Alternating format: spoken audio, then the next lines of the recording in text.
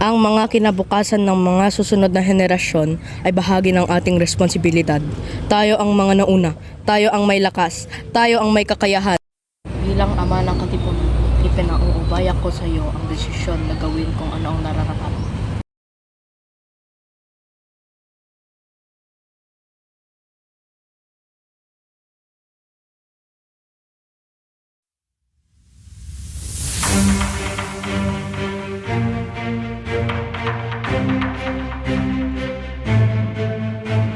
Marami nang nabiktima ang mga Espanyol at mas marami nang namamatay pag hindi pa natin to napigilan.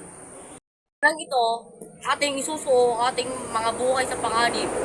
Ilang araw mula ngayon, sa gabi ng 29, ating sisimulan ang revolusyon. Mga sedula! Pagmasdan ang munting papel na nagpapalipin sa ating katipunan! Kulang tayo sa mga armas at malakas ang kanilang mga baril at kanyon. Lalaban tayo! Kailangan na nating wakasan ang ilang daang taon na panarakot natin ng mga Espanyol. Dahil tayo ang anak ng bayan, atin ang lupang ito, atin ang bayang ito, punitin ang sedula! Mabuhay ang katipunan! Mabuhay ang revolusyon! Ako si Andres Bonifacio, ama ng himagsikan, kilala bilang Supremo. At ito ang aking kwento sa pagkikipaglaban sa kalayaan ng ating inang bayan. Bata pa lamang ako ay ulilan na sa aking mga magulang, kung kaya napilitan akong huminto sa pag-aaral upang itaguyod ng aking mga kapatid.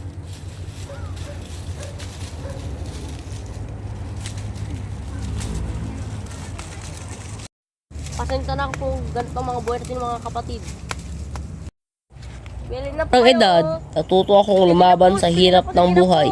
Pagbebenta ng paston at maypay ang aking pinamumuhay. 25 sentimo lang po. Bibili na po kayo, senyor. Sige, kunin ko na. Salamat po, salamat po.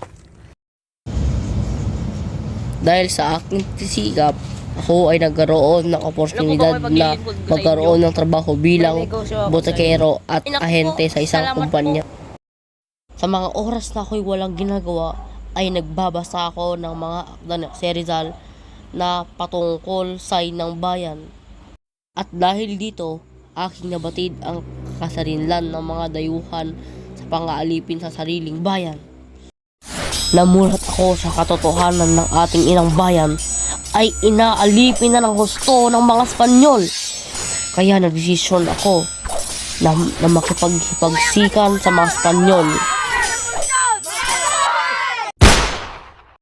Wala na akong magagawa.